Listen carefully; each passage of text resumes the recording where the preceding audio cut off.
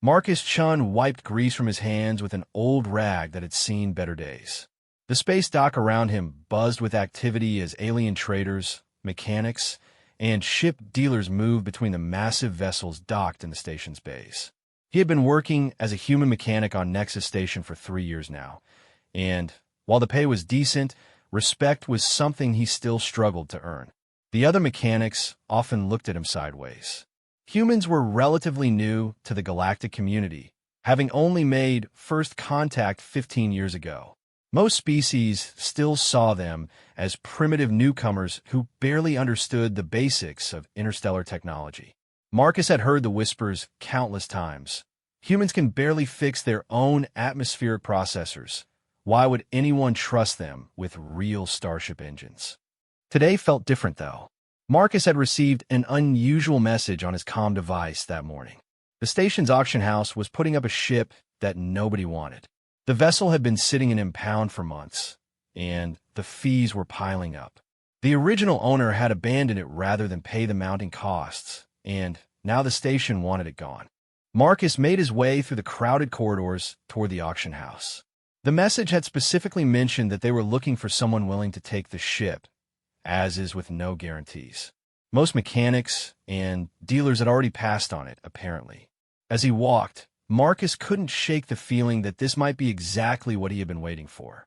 The auction house was a massive circular room with ships displayed on rotating platforms. Marcus approached the information desk where a blue-skinned Alteran clerk looked up at him with obvious disinterest. "I'm here about the ship listing," Marcus said, showing his comm device. "The one that's been sitting in impound." The clerk's expression shifted to something between amusement and pity. "Ah, yes, the Star Weaver. You're the human mechanic, correct?" "Marcus Chun. That's right. Well, I suppose we should show it to you, though I should warn you up front. This vessel has some serious problems." The previous owner was a Zephyrian trader who got in over his head with modifications. The ship has been deemed mechanically unsound by 3 different inspection teams. They took a transport pod to the far end of the station where the impound bays were located. As they traveled, the clerk continued his warnings. The Star Weaver is a Celestial-class long-range cruiser, originally built by the Etherian shipyards about 20 years ago. It's got good bones, but the previous owner installed a hybrid propulsion system that nobody really understands. Mixed Etherian gravity drives with human fusion reactors and some kind of experimental Vorthan energy coupling system. Marcus raised an eyebrow. That actually sounded fascinating rather than problematic. Different species had developed various approaches to faster-than-light travel, and most ships stuck to one system. A hybrid setup could potentially be incredibly powerful if done right, or catastrophically dangerous if done wrong. They arrived at Impound Base 7, and Marcus got his first look at the Star Weaver. The ship was enormous, easily 300 meters long with a sleek design that spoke to Etherian craftsmanship. But even from a distance, he could see the problems. Mismatched hull plating suggested multiple repair jobs. Several external components looked like they had been jury-rigged, and there were scorch marks around what appeared to be exhaust ports. "She's been sitting here for 8 months, the clerk explained as they approached the boarding ramp. "Station engineers have declared her a potential hazard. The hybrid systems are supposedly incompatible, and there are rumors that the previous owner was involved in some kind of illegal research." Marcus walked around the ship's exterior, running his hands along the hull. Despite the obvious problems, he could feel the quality of the underlying construction. Etherian ships were built to last, and this one had clearly seen adventures. The scorch marks weren't damage. They were evidence of a propulsion system that had been pushed to its limits. What exactly did the previous owner abandon it for? Marcus asked. The clerk consulted his datapad. Jax Karath, a Zephyrian trader. He was apparently trying to create some kind of super-fast courier ship. Spent his life savings on modifications, but could never get the systems to work properly together. The ship kept having power fluctuations and near misses with system failures. Finally, after the 3rd emergency landing in 2 months, he just walked away. They climbed the boarding ramp and entered the ship's main corridor. The interior was a maze of exposed conduits, modified wall panels, and jury-rig systems. It looked like someone had torn apart a perfectly good ship and tried to rebuild it with parts from a dozen different manufacturers. The bridge was spacious and well-designed, with panoramic windows offering a view of the star field beyond the station. But even here, Marcus could see where the original elegant Etherian control systems had been modified with human-style manual interfaces and what looked like Vorthan bioneural connections. The main problem, the clerk continued, is in the engine room. Would you like to see it? Marcus nodded eagerly. If he was going to understand this ship, he needed to see what Jax Karoth had been trying to accomplish. The engine room was a revelation. 3 completely different propulsion systems had been installed in a space designed for one. The original Etherian gravity manipulation drives were still in place, their crystalline cores glowing faintly with stored energy. Next to them, human-built fusion reactors hummed with contained power. And connecting everything was a web of Vorthan bioneural conduits that pulsed with an organic rhythm. "This is incredible," Marcus murmured, studying the connections between the systems. "Incredible is one word for it," the clerk replied dryly. "Insane is another." 3 inspection teams have looked at this setup, and all of them recommended scrapping the ship entirely. They say the systems are fundamentally incompatible. Marcus crouched next to one of the connection points where a human plasma conduit met an Etherian crystal matrix. The connection looked crude, but there was an elegance to it that suggested the builder had understood something important about energy harmonics. "What did Karoth do for a living before he bought this ship?" Marcus asked. He was an energy systems specialist. Worked for the Galactic Engineering Consortium for about 15 years before going into business for himself. Actually had a pretty good reputation until he became obsessed with this project. Marcus spent the next hour crawling through access tunnels and examining the modifications. The more he saw, the more impressed he became. Jax Karoth hadn't just randomly connected incompatible systems.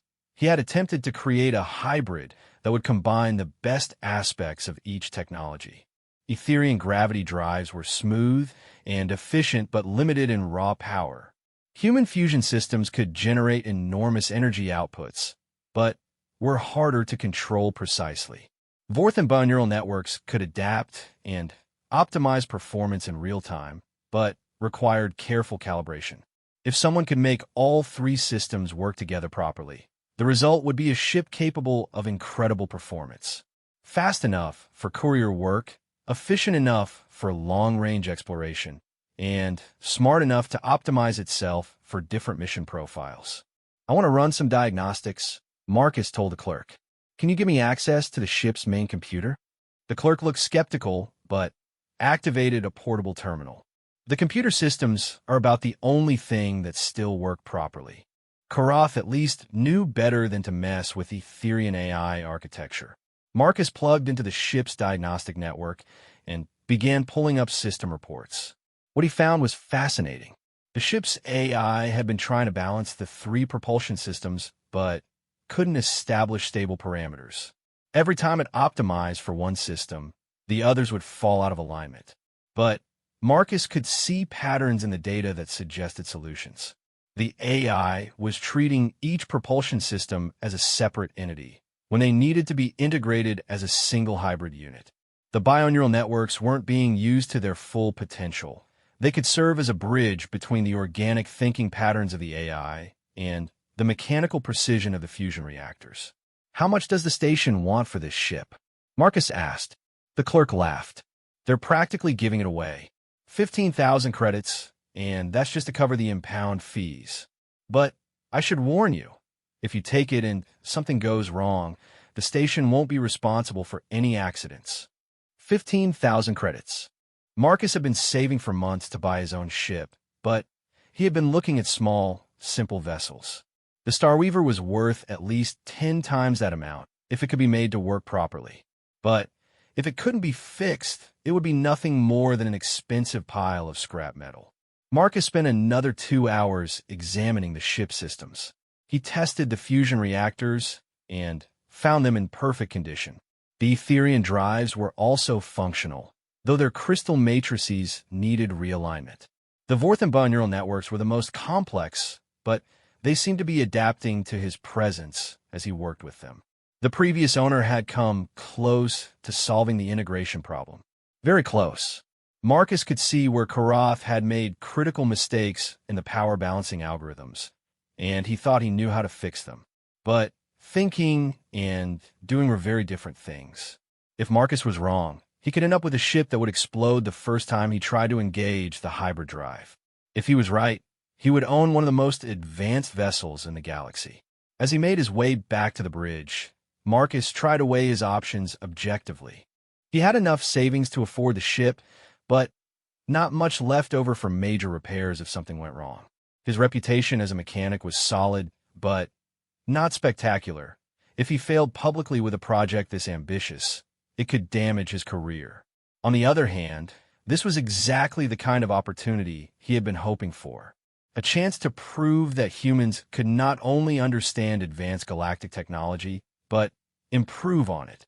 If he could make the hybrid systems work, it would establish him as one of the top mechanics in the sector. The clerk was waiting for him on the bridge, clearly expecting Marcus to walk away like everyone else had. "I'll take it," Marcus said quietly. The clerk's expression shifted to surprise, then concern. "Are you sure? I really don't think you understand what you're getting into here. This ship has defeated some of the best engineers in the galaxy." "Maybe they were approaching the problem wrong," Marcus replied. "Sometimes it takes a fresh perspective to see solutions that have been there all along." The paperwork took another hour to complete. Marcus transferred his savings to the station's account and officially became the owner of the Starweaver. As he signed the final documents, he noticed that his hands were shaking slightly. This was either the best decision he had ever made or the worst. Once the transaction was complete, Marcus returned to the ship alone. He walked through the corridors that were now his, examining every detail with the eyes of an owner rather than a potential buyer. The ship felt alive around him, its systems humming with potential energy. In the engine room, Marcus began the careful process of shutting down hybrid systems so he could work on them safely. As he moved between the different control interfaces, he started to develop a feel for how the systems wanted to work together. The Etherian gravity drives responded to harmonic frequencies, creating ripples in space-time that the ship could ride like waves. The human fusion reactors were all about raw power and precise timing, converting matter to energy with brutal efficiency. The Vorthenbaugh neural networks were organic computers that could learn and adapt, but they needed to be taught how to think about the hybrid system as a unified whole. Marcus had an idea about how to bridge those different approaches, but testing it would be risky. He would need to carefully recalibrate every system and hope that his understanding of the interactions was correct. As night fell on the station, Marcus continued working in the engine room. He had sent a message to his supervisor requesting personal leave for the next several days. He didn't explain why, just that he had a personal project that required his full attention. The first step was to completely reset the bioneural networks. They had learned Karatha's flawed integration patterns, and they needed to start fresh. Marcus carefully disconnected the organic conduits and placed them in a regeneration bath that would restore them to their base state. While the bioneural networks reset, Marcus turned his attention to the fusion reactors. The human-built systems were functioning normally, but they had been configured for standard linear power output. For the hybrid system to work, they would need to generate power in harmonic pulses that could synchronize with the Etherian gravity drives. This was delicate work that required precise timing. Marcus spent hours reconfiguring the reactor control systems, creating new algorithms that would allow the fusion processes to pulse in rhythm with gravitational wave patterns. As dawn broke over the station, Marcus realized he had been working for nearly 12 hours straight. His back ached from crawling through access tunnels, and his hands were covered with cuts from sharp-edged components. But he was making real progress. The bioneural networks had completed their reset and were ready for new programming. Marcus carefully connected them to both the fusion reactors and the gravity drives, then began the slow process of teaching them to think about the hybrid system as a single entity. This was where his experience as a human might actually be an advantage. Humans were generalists by nature, comfortable with working across different technologies and thinking patterns. Most species specialized deeply in their own technology, which made them less adaptable to hybrid systems. Marcus programmed the bioneural networks with basic principles about energy harmonics and wave interference. Then, he let them begin to explore the connections between the different systems, learning through trial and error how to balance the three technologies. By the end of the second day, Marcus was exhausted but optimistic. The bioneural networks were starting to understand the relationships between the different propulsion systems. The fusion reactors were generating harmonic power pulses, and the Etherian gravity drives were responding by creating stable gravitational waves. But the real test would come when he tried to engage all three systems simultaneously. That was where Korath had failed repeatedly, and where Marcus would either prove his theory or join the list of engineers who had been defeated by the Starweaver. Marcus decided to attempt the first full system test at dawn on the third day. He wanted to be well-rested and thinking clearly when he essentially bet his life and his savings on his understanding of hybrid propulsion theory. As he prepared to leave the ship for the night, Marcus took one last walk through the corridors. The Starweaver felt different now, more alive, more responsive. The bioneural networks were learning, the fusion reactors were ready, and the gravity drives were waiting patiently for their chance to dance with forces beyond normal space-time. Tomorrow, Marcus would find out if he was a genius or a fool. But tonight, he was simply a human mechanic who owned the most interesting ship in the galaxy. Marcus arrived at the Starweaver before dawn, carrying a toolkit and a thermos of coffee strong enough to wake the dead. Today would determine whether his investment was brilliant or catastrophic. The ship's corridor lights automatically adjusted as he entered, and he could swear the bioneural networks recognized his presence.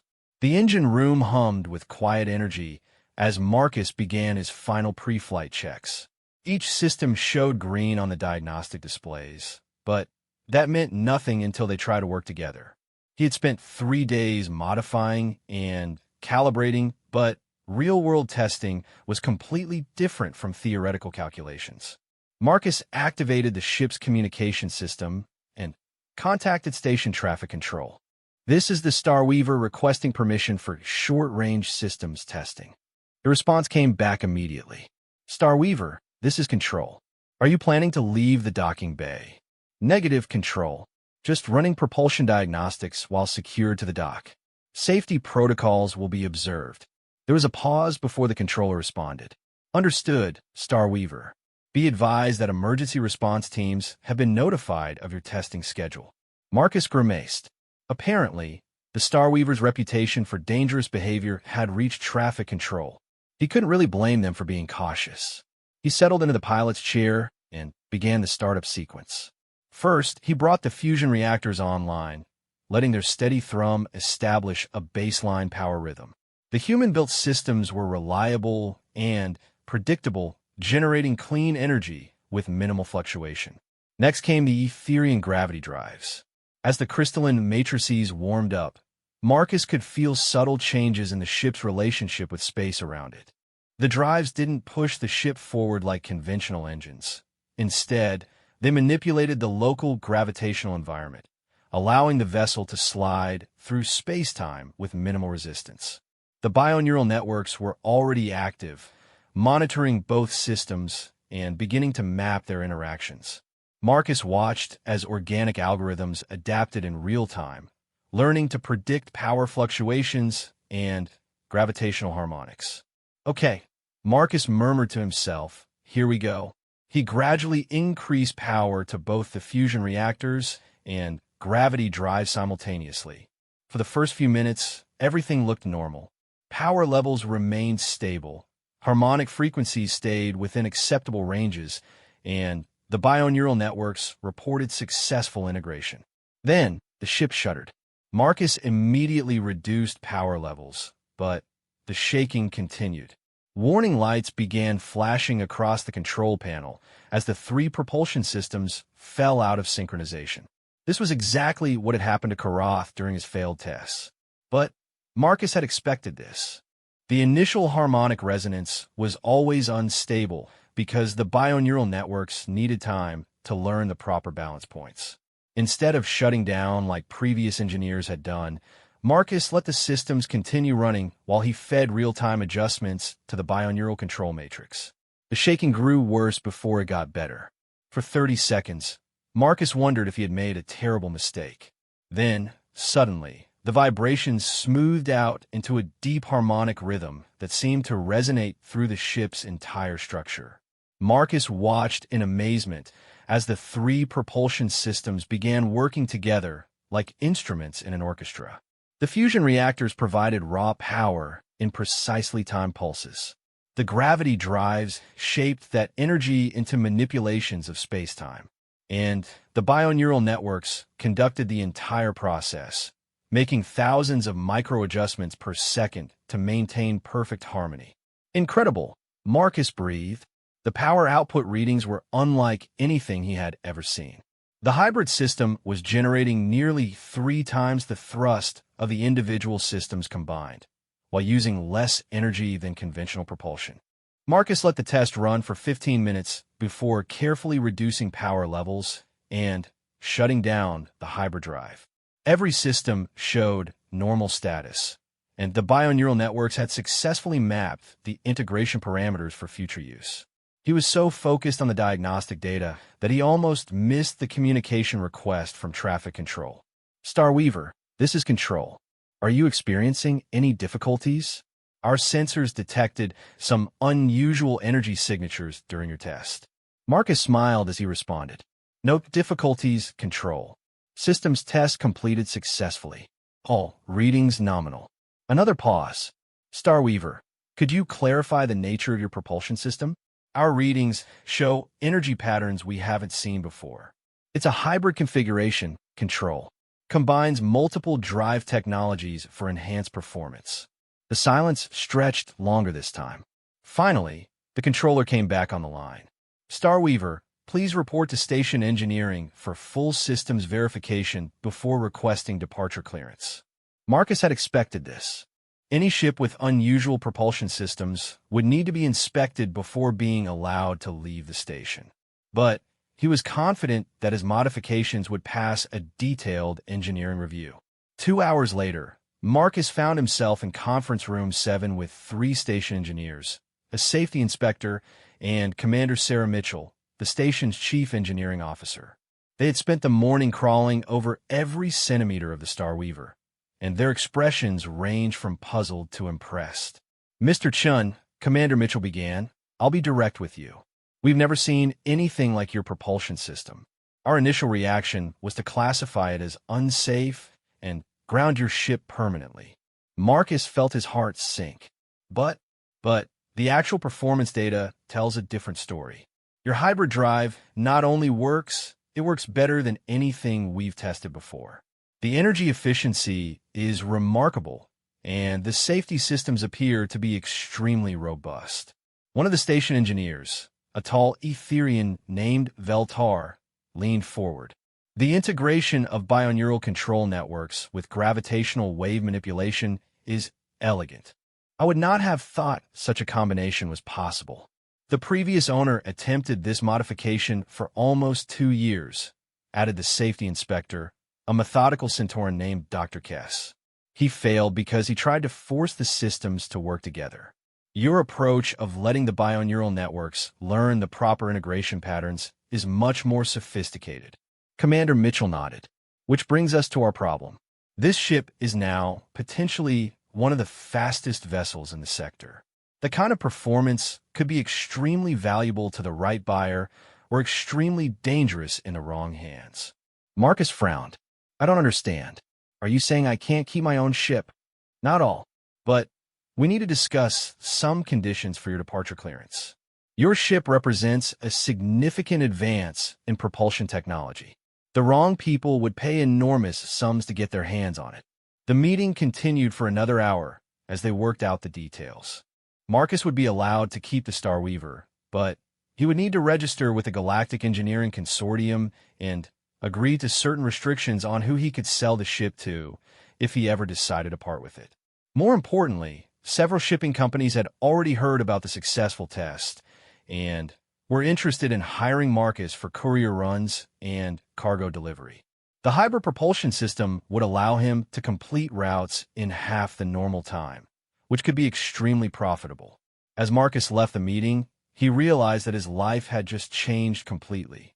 3 days ago, he had been a station mechanic with modest savings and big dreams. Now he owned a ship that represented a breakthrough in propulsion technology, and he had multiple job offers from major shipping companies. But first, he wanted to take the Star Weaver on a real flight. Marcus spent the afternoon filing flight plans and arranging supplies for a short exploration run. He chose a route that would take him to the Kepler Nebula about 6 days away using conventional propulsion. With the hybrid drive, he estimated the trip would take less than 3 days. As evening approached, Marcus made his final preparations for departure. He had loaded enough food and water for a week, checked all safety systems twice, and programmed navigation waypoint for the journey to Kepler Nebula. The Star Weaver felt different as he moved through the corridors, making his pre-flight inspection. The bioneural networks had been learning about the ship's systems continuously, and they were beginning to optimize everything from environmental controls to power distribution. Marcus had noticed that the lighting automatically adjusted to his preferences, the temperature remained exactly where he found it most comfortable, and even the synthesized food tasted better than it had when he first boarded the ship. At precisely 2,100 hours, station traffic control cleared the Star Weaver for departure. Marcus sealed the airlocks, retracted the docking clamps, and gently maneuvered the ship away from Nexus Station using conventional thrusters. Once he was clear of the station's traffic patterns, Marcus engaged the hybrid propulsion system for the first time in open space. The transition was smoother than silk. One moment, the Star Weaver was drifting slowly away from the station, and the next moment, it was accelerating through space with incredible grace and power. Marcus watched the speed indicators climb rapidly as the ship approached its first navigation waypoint. The hybrid drive was performing flawlessly, and the bioneural networks continued making tiny adjustments to optimize efficiency and comfort. But the real surprise came when Marcus engaged the faster-than-light systems for the jump to hyperspace. Most FTL drives required ships to accelerate slowly to transition velocity, then maintain strict course headings during the jump to avoid navigation errors. The process usually took several hours and required careful attention to maintain stable flight parameters.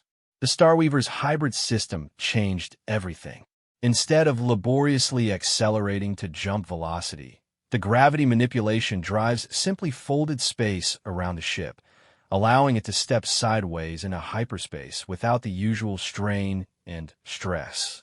The fusion reactors provided stable power throughout the transition, while the bioneural networks managed the complex calculations needed to maintain course accuracy.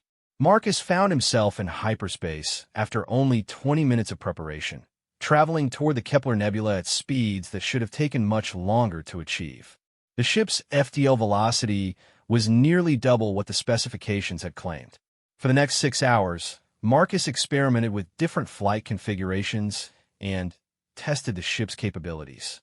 The Star Weaver responded to his commands like a living creature, anticipating his needs and optimizing performance automatically. When he finally decided to get some sleep, Marcus activated the ship's autopilot and settled into the comfortable captain's quarters. The bioneural networks would monitor all systems during the night, making adjustments as needed and waking him if anything required his attention. As he lay in the darkness, listening to the ship's quiet sounds, Marcus reflected on how dramatically his life had changed. 3 days ago, owning any ship had seemed like a distant dream. Now he had a vessel that was probably worth millions of credits, and he was traveling through hyperspace toward destinations he had only read about in navigation charts. The next morning, Marcus woke to find that the Star Weaver was already approaching the edge of the Kepler Nebula. The journey that should have taken 3 days in hyperspace had been completed in less than 18 hours. Marcus returned to the bridge and took manual control as the ship dropped back into normal space. The view that greeted him was breathtaking. Vast clouds of glowing gas stretched across millions of cubic kilometers, lit by the radiation from young stars being born in the nebula's depths. But Marcus's attention was immediately drawn to something else entirely. His sensors were detecting 3 ships hiding in the nebula's electromagnetic interference. Ships that were clearly trying to avoid being discovered, and that were now moving to intercept the Star Weaver. Marcus quickly ran a tactical analysis of the approaching vessels. 2 were modified cargo haulers with oversized engines and weapons mounts, while the third was a sleek fighter designed for speed and maneuverability. The configuration was classic pirate tactics: surround the target and demand surrender. Unknown vessel, cut your engines and prepare to be boarded, came a transmission from the lead ship. This is Captain Vex of the Red Comet. You are now the property of my crew. Marcus had heard of Captain Vex. The Zephyrian pirate had a reputation for capturing valuable ships and selling them to the highest bidder. If Vex had heard about the Star Weaver's successful modifications, this encounter might not be a coincidence. Marcus activated the ship's defensive systems and opened a response channel. This is Marcus Chun aboard the Star Weaver. I suggest you reconsider your current course of action. Laughter came back over the radio. A human in a broken-down salvage ship giving me advice? Chun, I know all about your little modifications. That ship is worth more than most people see in a lifetime. Hand it over peacefully, and I might let you live. Marcus studied the tactical display as the 3 pirate ships continued their approach. They were positioned to cut off any escape route using conventional propulsion. But they had no idea what the hybrid drive was capable of. Captain Vex, Marcus replied, I appreciate the offer, but I think I'll keep my ship. Have a nice day. Marcus engaged the hybrid propulsion system and watched as the tactical display exploded into chaos. The Star Weaver accelerated away from the pirates so quickly that their targeting computers couldn't track it. Within seconds, Marcus was moving at speeds that made conventional pursuit impossible. But instead of simply fleeing, Marcus decided to give Captain Vex a demonstration of why attacking the Star Weaver was a poor decision. He looped the ship around in a wide arc, using the gravity drives to change direction without losing speed. The pirates were still trying to figure out where he had gone when the Star Weaver suddenly appeared directly behind them, moving at impossible velocity. Marcus fired a single warning shot across the lead ship's bow, then opened a communication channel. Captain Vex, I believe you wanted to discuss boarding procedures? The response came back immediately, with considerably less swagger than before. Chun, what kind of drive are you running? That acceleration profile is impossible. It's called innovation, Marcus replied. Something you might want to research before you try piracy again. Now, I suggest you return to whatever rock you crawled out from under and spread the word that the Star Weaver is off limits. Marcus didn't wait for a response. He engaged the FDL systems and disappeared into hyperspace, leaving 3 very confused pirates behind in the nebula. As the Star Weaver settled into its return course toward Nexus Station, Marcus realized that his adventure was just beginning. Word about the ship's capabilities would spread quickly through both legitimate and criminal channels. He would need to be very careful about who he trusted and where he traveled. But for the first time in his life, Marcus felt like he was exactly where he belonged, in the pilot seat of the most advanced ship in the galaxy, with unlimited possibilities stretching out before him like the star field beyond the bridge windows. The return journey to Nexus Station gave Marcus time to think about his future. The encounter with Captain Vex had proven that the Star Weaver's capabilities were already becoming known in dangerous circles. Word would spread quickly that a human mechanic had somehow created a ship capable of impossible performance. Marcus needed to decide whether he wanted to remain independent or align himself with one of the major shipping companies that had expressed interest. Independence meant freedom, but also isolation and risk. Corporate backing would provide security and resources, but at the cost of some control over his ship and his choices. As the Starweaver approached Nexus Station, Marcus was surprised to find a reception committee waiting for him. 3 corporate shuttles were holding position near the docking bays, and his communication system was receiving priority messages from companies across the sector. Starweaver, this is Nexus Control, came the familiar voice of the traffic controller. You're cleared for docking in Bay 12. Be advised that several corporate representatives are requesting meetings. Control, this is Chun. Any particular reason for all the attention? Word travels fast out here, Marcus. Your encounter with the Red Comet pirates has already made it into the sector news feeds. Apparently, you made quite an impression on Captain Vex. Marcus grimaced. He had hoped to keep a low profile, at least initially. But pirates had big mouths, especially when they had been embarrassed by a supposedly inferior opponent. As the Starweaver settled into its assigned docking bay, Marcus could see representatives from various companies waiting in the observation area. He recognized the uniforms of Galactic Freight Solutions, Stellar Express Shipping, and even the prestigious Eclipse Trading Consortium. Marcus took his time securing the ship's systems and gathering his thoughts before disembarking. The bioneural networks had learned enough about his preferences to automatically adjust internal climate and lighting to welcome him back when he returned. It was a small touch, but it made the Starweaver feel more like home than any place he had lived in years. The first person waiting for him at the bottom of the boarding ramp was Commander Mitchell from Station Engineering. "Welcome back, Mr. Chun," she said with a smile. "I trust your test flight went well." "Very well, thank you, though it attracted more attention than I had hoped." "Indeed. I've been fielding calls all morning from companies wanting to know if your ship is available for hire. There are also some government representatives who would like to discuss your propulsion technology." Marcus raised an eyebrow. "Government representatives?" "The Galactic Engineering Consortium wants to examine your modifications for possible standardization across the fleet. And the Defense Ministry is interested in the tactical implications of your hybrid drive system." This was getting complicated quickly. Marcus had expected commercial interest, but government attention could mean bureaucracy, regulations, and possibly attempts to confiscate his ship for the greater good. "For now," Marcus said carefully, "I'd like to speak with the commercial representatives first. The government meetings can wait until I've had time to consider my options." Commander Mitchell nodded. "Understood. I've arranged for you to use conference room 3 for your meetings." The first representative is from Eclipse Trading Consortium. They specifically requested to speak with you first. An hour later, Marcus found himself sitting across from Elena Vasquez, a senior operations manager for Eclipse Trading.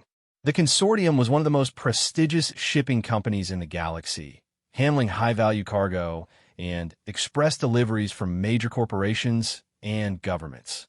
"Mr. Chun," Elena began, "I'll be direct with you.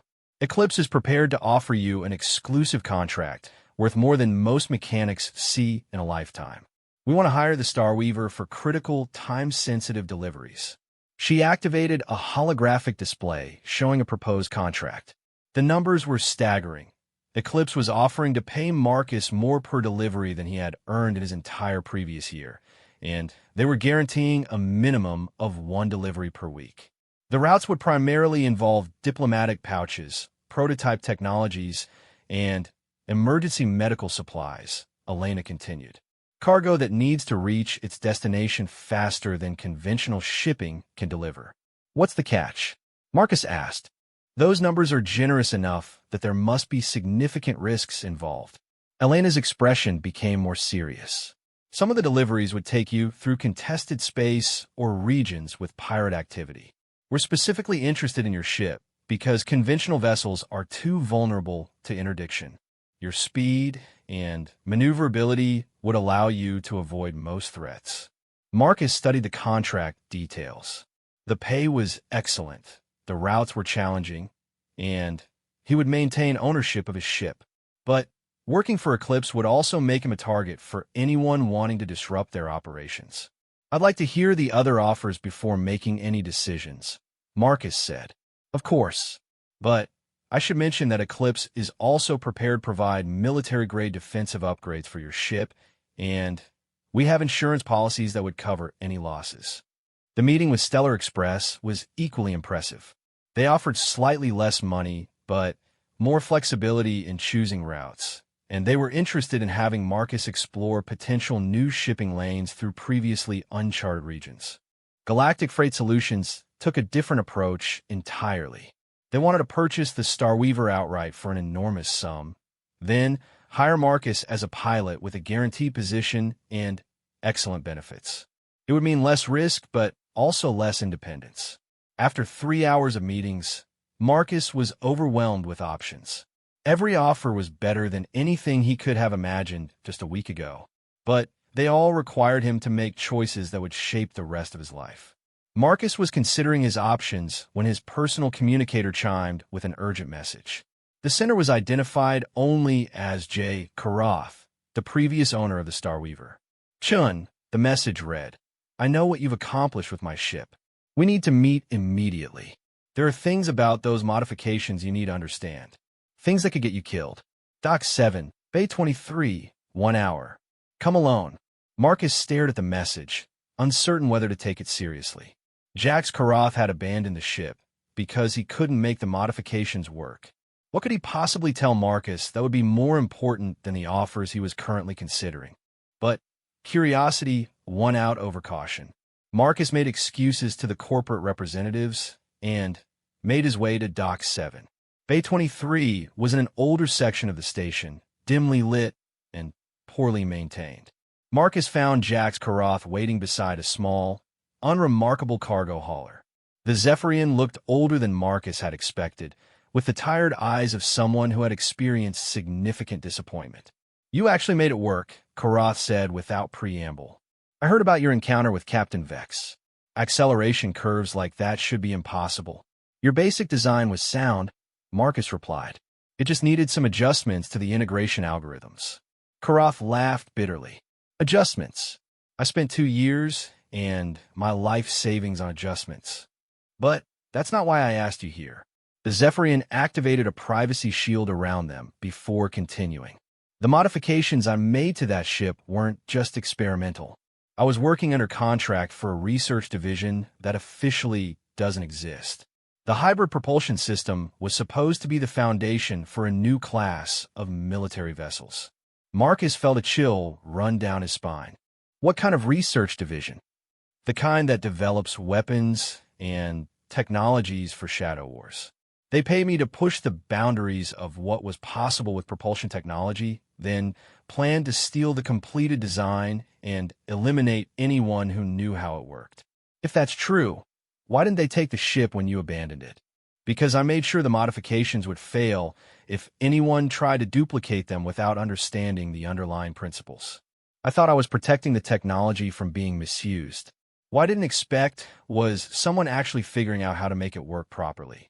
Karath pulled up a holographic display showing technical specifications that Marcus didn't recognize. The energy patterns your ship is now generating are setting off sensors across the sector. Every intelligence agency and military research division is going to want to examine your modifications. Are you saying I should abandon the ship? I'm saying you need to be very careful about who you trust. The contract I worked under included termination clauses that were more literal than legal. People who develop certain types of technology have a tendency to die in accidents. Marcus studied the Zephyrian's expression, trying to determine if this was paranoia or legitimate concern. If these people are so dangerous, why are you warning me? Because you accomplished something I couldn't, and you deserve to benefit from your work. But you also deserve to know what you're up against. Karath handed Marcus a data chip. Everything I learned about the people who contracted my research is on here. Organizations to avoid, individuals who can't be trusted, and some suggestions for protecting yourself. What are you going to do? Disappear. I've been running from my former employers for 8 months. It's time I found a place they can't reach. As Karath prepared to leave, Marcus called out to him. The ship. Do you regret building it? The Zephyrian paused. I regret trusting the wrong people. But the ship itself? No. It represents the best work I ever did. Just be smarter about it than I was. Marcus returned to the Star Weaver with his mind racing. The information on Karatha's data chip painted a picture of competing intelligence agencies, corporate espionage, and advanced weapons research that operated outside normal legal frameworks. If the hybrid propulsion technology was as valuable as Karatha suggested, then Marcus was sitting on a gold mine that various groups would kill to control. The corporate offers he had received might not be simple business propositions. They could be attempts by different factions to gain access to the technology. Marcus spent the evening researching the companies that had approached him, looking for connections to the organizations Karatha had identified. What he found was troubling. Eclipse Trading Consortium had financial links to several defense contractors. Stellar Express was owned by a holding company with ties to intelligence services. Even Galactic Freight Solutions had contracts with organizations that didn't appear in any public databases. By midnight, Marcus had reached a difficult conclusion. Every offer he had received came with hidden agendas and dangerous connections. If he wanted to maintain control of his ship and his technology, he would need to remain independent, at least initially. But independence didn't mean isolation. Marcus began researching smaller shipping companies and independent courier services that might be willing to hire him for individual jobs without requiring exclusive contracts or detailed technical information about his ship. He also started planning defensive measures. The Star Weaver's speed and maneuverability were excellent protection against most threats, but if someone really wanted to capture the ship, they might try subterfuge rather than direct confrontation. Marcus programmed the bioneural networks with additional security protocols that would prevent unauthorized access to the ship's systems. He also created hidden backup files containing all the technical specifications for the hybrid drive, storing them in locations that only he knew about. Over the next week, Marcus carefully began taking small courier jobs from independent operators. He avoided anything that might attract attention from major corporations or government agencies, focusing instead on mundane cargo deliveries and passenger transport. The work was profitable and relatively safe, but Marcus quickly realized that word about his ship's capabilities was spreading faster than he could control. Every job led to inquiries from new potential clients, and some of those inquiries came with offers that were too generous and questions that were too specific. Marcus was delivering medical supplies to a remote mining colony when he received a message that changed everything. The sender was Dr. Sarah Chun, a researcher at the Galactic Institute for Advanced Studies, and, according to the message, his sister. Marcus, the message read, "I know we haven't spoken in years, but I need your help. My research team has developed technology that could revolutionize space exploration, but we need a ship capable of reaching the Andromeda Research Station faster than conventional vessels can travel. The journey normally takes 3 months. We need to complete it in less than 3 weeks. The fate of our project depends on it." Marcus stared at the message, wrestling with conflicting emotions. He hadn't spoken to his sister in 5 years, not since their argument about his decision to leave Earth and work in space. Sarah had thought he was wasting his talents as a mechanic when he could have pursued advanced engineering degrees. But family was family, and if Sarah's research was as important as she claimed, it might be worth the risk. The Andromeda Research Station was in the galaxy's outer rim, far from the political complications and corporate interests that were making life difficult in the core systems. More importantly, a successful mission to Andromeda would prove the Star Weaver's capabilities beyond any doubt. It would establish Marcus as the owner of the most advanced ship in the galaxy, making it much harder for anyone to steal or suppress his technology. Marcus composed a careful response to his sister's message. "Sarah, I'll consider your request, but I need complete details about your research and your reasons for urgency.